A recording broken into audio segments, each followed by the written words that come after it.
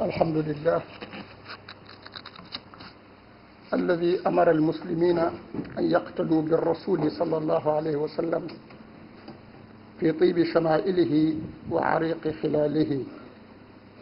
فقال: لقد كان لكم في رسول الله أسوة حسنة لمن كان يرجو الله واليوم الآخر وذكر الله كثيرا. نحمده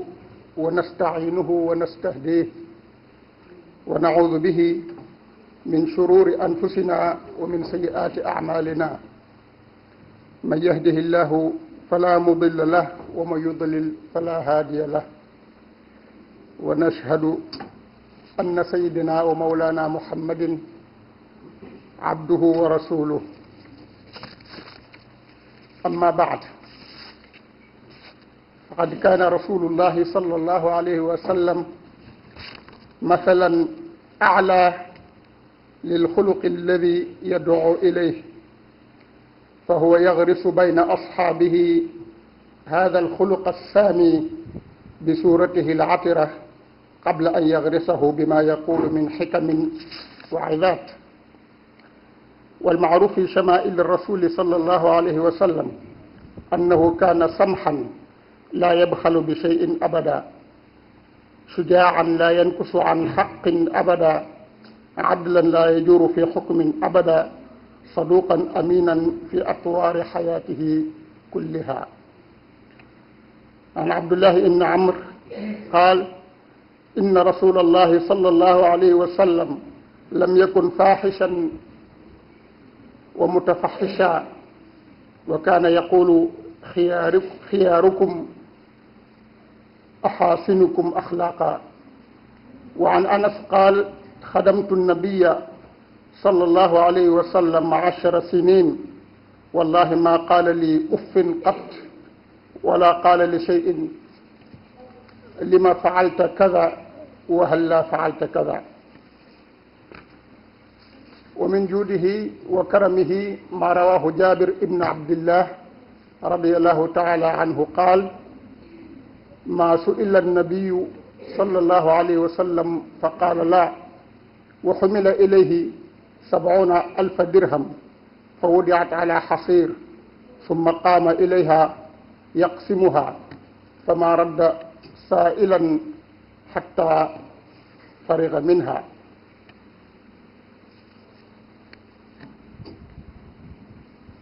وكان من عنايته بأصحابه ما رواه الحاكم أن النبي صلى الله عليه وسلم دخل بعد بيوته فدخل عليه أصحابه حتى غص المجلس بأهله، فجاء أحد أصحابه وهو جرير البجلي فلم يجد مكانا فقعد على الباب، فنزع النبي صلى الله عليه وسلم رداءه وألقاه إليه ليجلس، فأخذه جرير ووضعه على وجهه وجعل يقبله ويبكي، وأعاده إلى النبي صلى الله عليه وسلم ويقول: يا رسول الله، ما كنت لأجلس على ثوبك، أكرمك الله كما أكرمتني. فقال صلى الله عليه وسلم: إذا أتاكم كريم قوم فأكرموه.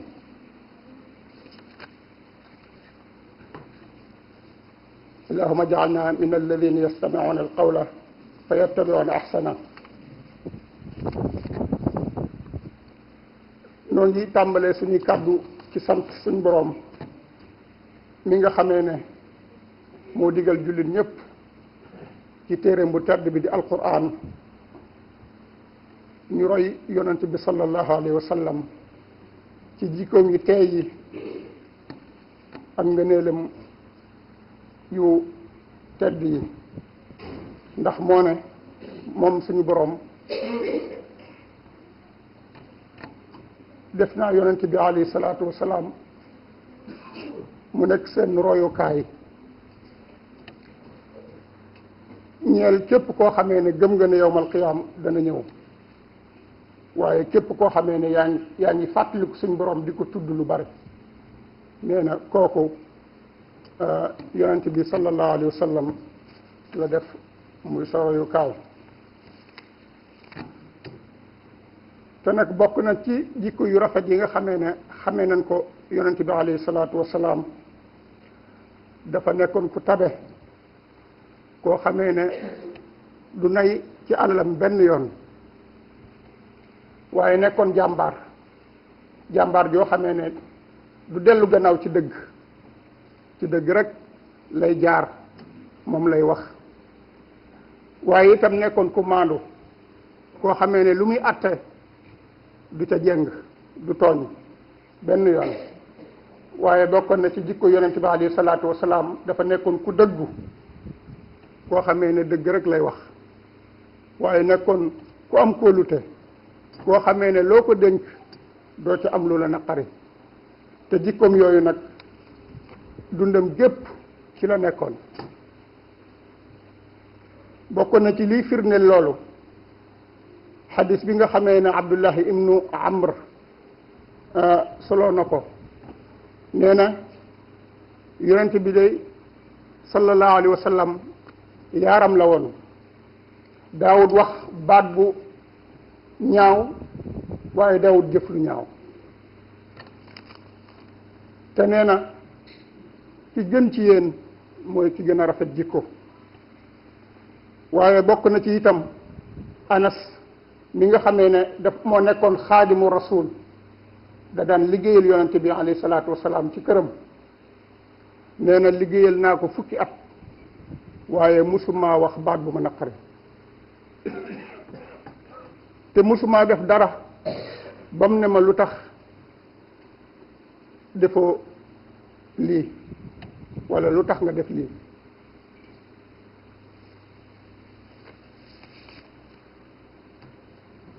waaye bokk na ci jikko yonente bi ni nga ko waxee dafa nekkoon ku tabe koo xamee ne daawut nay ci alalam benn yoon bokk na ci la cay firnde li nga xamee ne Jaabir ibnu Abdullah radiallahu taala anhu soloo na ko nee na day yonente bi alayhi salaatu wasalaam musuñu koo laaj dara ba mu gàntu kenn musu koo laaj ba mu gàntu lu ko nit laaj rek jox na la nee na itam mas nanoo indi ci moom alal ju bari juy tolloog juróom-ñaar fukki junni ciy dërëm nee na ñi teg ko ci ab toogu yonent bi jub di ko séddale ba mu jeex tàkk kon loolu day firndeele ku tabe la woon moom yonent bi alayhi salaatu wasalaam waaye bokkoon na ci jikkoom yu rafet yi dafa nekkoon ko toroxlu koo xamee ne daawut rëylu wala muy rëy bokk na ci toroxloom nga la koy firndeel kenn mësu koo woo ba mu gàntu la moo xam gor nga wala jaam nga moo xam da nga am alal wala da ngaa ñàkk moo xam da nga am xam-xam wala da nga néew xam-xam ku ko mas a woo rek wuyu na la moom yonente bi alayhi salaatu wasalaam te loolu sayyidatuna Aïcha radiallahu taala anha moo ñu koy wax nee na yonente bi sallallahu alayhi wa sallam moo gënoon a rafet jikko képp koo xamee ne da ngaa rafet jikko ndax day kenn ci saxaabaam yi musu ko woo wala ak njabootam lu dul wuyu na la moom yonente bi alayhi salaatu wasalaam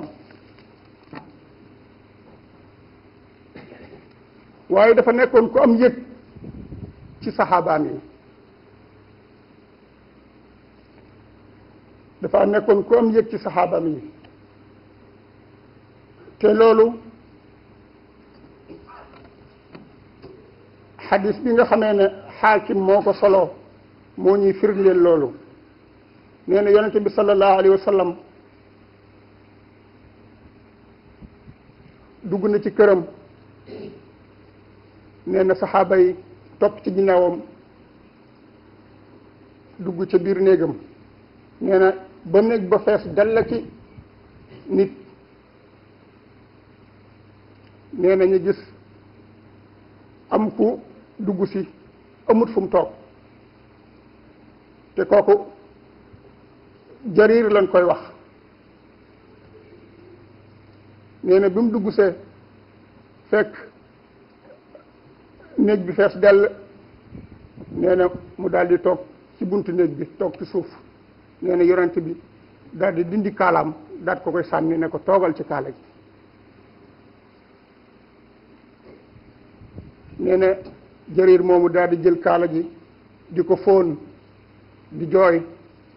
daal ko koy delloo ne ko man de xalaatuma toog sa mbubb yow yonent bi alayhi salaatu wasalaam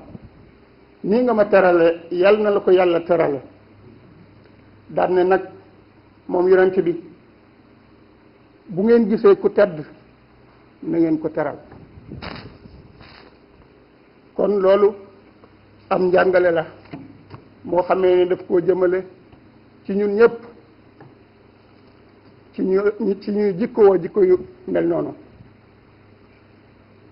waaye jikkoom yu rafet yi taxoon na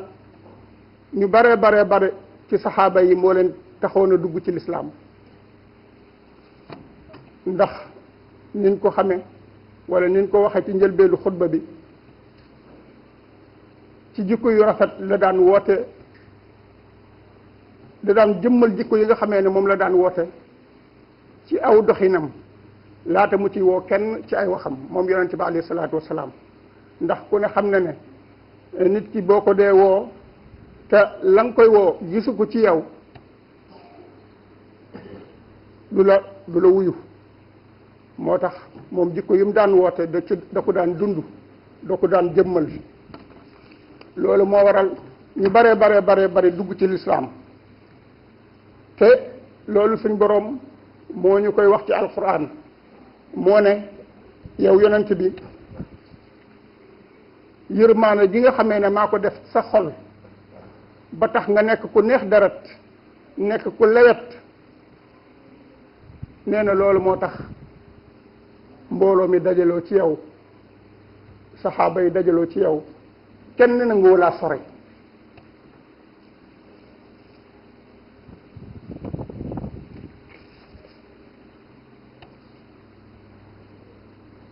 te am na xadis boo xamee ne Uday ibnu Xaatim radiallahu taala anhu moo ko solo nee na dugg naa ci kër yonente bi alayhi salaatu wasalaam wala dugg naa ci néegam nee na ba ma duggee yonente bi daal di jug fa mu toogoon jox ma ko lam toogoon la jug daal ma koy sànni ngir ma toog ci nee na ma gàntal ne ko ah man day du ma toog fooy toog ñi mu caa toog nee na yonent bi daal di insister ne ko toogal nee na ma toog ba ma toogee yonent bi moom daal di toog ci suuf nee na ba mu toogee ci suuf nag man ma ne maa ngi seede ne yow day nekkoo koo xamee ne da ngay wut daraja wala da ngay sàkkoo rëy wala ngay sàkku lu baaxut kon day man maa ngi seede ne amul benn buur bu dul yàlla te yow yaay ki nga xamee ne yow la yónni nga xam ne Uday kon jikko yonent bi alayhi salaatu wasalaam wan loolu moo tax mu dugg ci lislaam waaye bokk na ci jikko yonent bi alayhi salaatu wasalaam ku jàmbaar la woon dafa nekkoon jàmbaar joo xamee ne daawut daw ak lu metti daawut daw te loolu aliyu karamallahu wajha moo ñu koy wax nee na saa boo xamee ne metti na ba tar lool wala saa boo xamee ne bët xonq na ci yonent bi alayhi salaatu wasalaam lan daan làqatoo nee na kenn daaw ko gën a jege noon bi kon moom ku amoonu fit la woon ku jàmbaar la woon waaye itam ku ragaloon yàlla la woon ragal yàlla goo xamee ne amutoon yemukaay ndax nee na boppu xikam mooy ragal yàlla suñ boroom boo ko ragalee rek mu xamal la jox la xam-xam wattaqullaha wa yuallimukumullah loolu moo taxoon dafa nekkoon ku am hayba ku am personnalité ndax ku ne réerewul ne boo ragalee yàlla lépp lay ragal waaye boo ñemee yàlla nag suñ borom daf lay ragal loo lépp sa xel du dal koo gis ragal ko kon yooyu bokk na ci jikko yonent bi alayhi salaatu wasalaam te suñ borom sàkku ci képp koo xamee ne sàkku ci képp ci ñun mu roy ci yàlla nañ ci yàlla dimbale yàlla nañu yàlla suñu borom ni ma rafetale suñu bind yàlla na ko rafetale suñu jikko barke Cheikhul Xadim rabbana atina fi dunya xasana wa fi l-axirati xasana wa qina azaba annar rabbana la tuzigh qulubana ba'da idh hadaytana wa hab lana min ladunka rahma innaka antal wahhab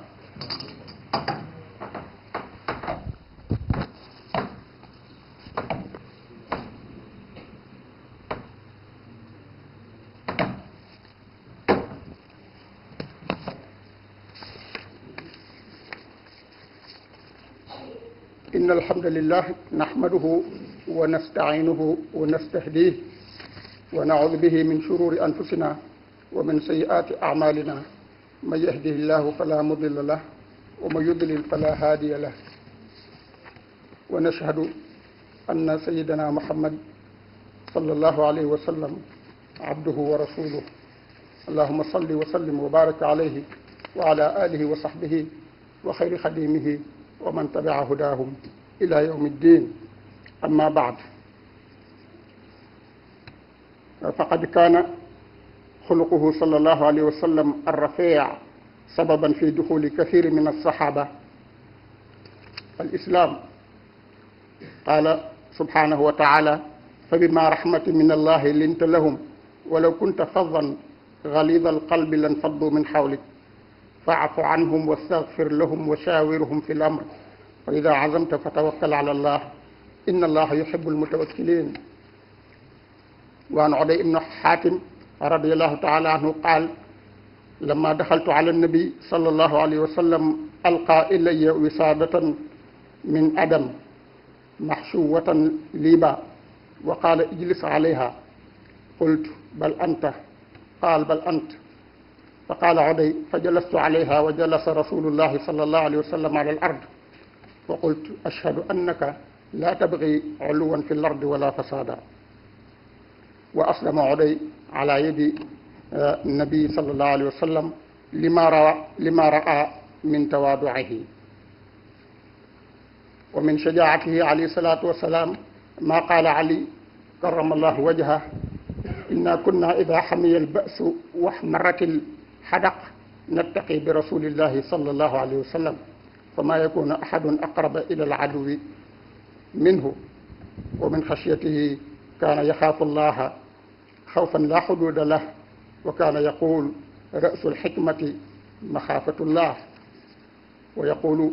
شيخنا أحمد الحديم في ذكر خلاله وصفاته ذاك المطاع ذاك الشجاع به يراع ذوي الإباء صل على ليث شفا بيوم بدر إذ وفى مع الصحاب الحنفاء بعده المعظم سلم على بدر جلا بجى القلوب وعلى ذوي المقامات العلا وحزبه وعظم قد قام خير البشر وسط خيار الزمر إلى ذوي التكبر كالبدر وسط أنجم يوما به اشتد النضال يوما به اشتد القتال يوم تعارف الرجال يوم الرضا والوجن اللهم صل وسلم وبارك عليه وعلى آله وصحبه وسلم تسليما بلغ صلاتي وتسليمي عليه له في الآل والصحب والأزواج يا الله وأسبلن علينا رب عافية وهب لنا القصد في الدارين يا الله وافتح لنا كل باب كنت فاتحه لصالحين من الخيرات يا الله ربنا اغفر لنا ولإخواننا الذين سبقونا بالإيمان ولا تجعل في قلوبنا غلا للذين آمنوا ربنا إنك رؤوف رحيم اللهم صل وسلم وبارك عليه وعلى آله وصحبه وسلم تسليما